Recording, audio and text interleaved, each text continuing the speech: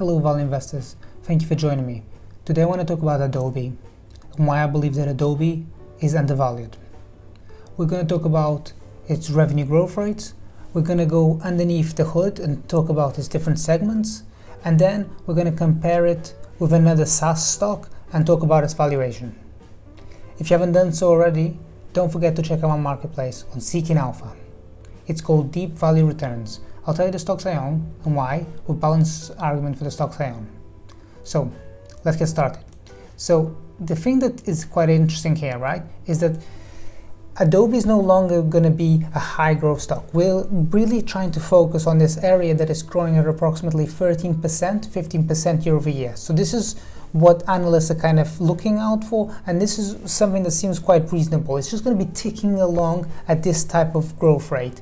But within this, I think that the investors are being a bit too doom and gloomy, and I think there's an opportunity. But let's dissect this further. So approximately 93% of Adobe's revenues are recurring. So there's no surprises here. So there's no surprises. That means two things. The first thing is that investors are going to pay a larger multiple for that. The second thing is because there's no surprises, is higher visibility. Again, investors are going to pay a higher multiple for that. Thirdly, because it's quite a predictable stock, there's going to be a lot of long-dated pension funds interested in investing in this type of blue chip company. It's a tech stock, it has all the jazz of being a tech stock, but there's not going to be a lot of surprises. This is very, very reassuring for pension funds. So on those three different things, I believe that there's an argument for it to trade at a higher multiple than it presently does. Moving on. So here's the thing. Adobe has two different segments. Digital media is the biggest segment. Within digital media, we have Creative Cloud. Creative Cloud is things like Photoshop, okay? It's really the thing that is for creatives.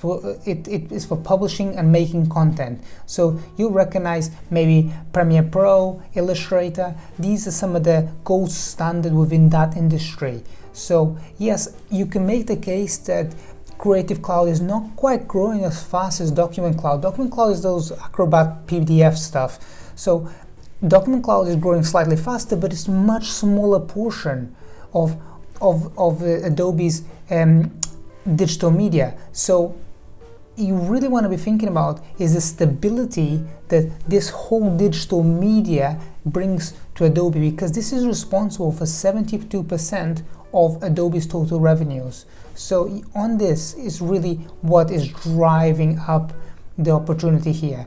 Of course, you can say that digital experience, which is its other segment, is smaller, it's 30%, and that's the analytics and commerce opportunity within Adobe. But this is smaller, this is approximately 28% of its total revenue. It's not really good, it's going to make a lot of noise and people are going to have a lot of rhetoric around that, but it's not the key driver. The key driver is that sustainability, and this is what I really want to drive forward, is the sustainability that you're getting as an Adobe shareholder. It's really think Photoshop, okay? That's the kind of thing that you should be thinking about when you're thinking about Adobe. It's a sustainability.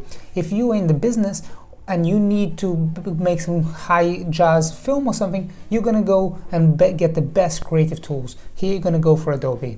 Okay, so another thing that I want to talk about. So I've already addressed the fact that its revenues are approximately growing at 13 to 15%, and I just show here on the screen that you can see analysts following the stock over the next several quarters are also thinking about this ballpark here, 13 to 15%.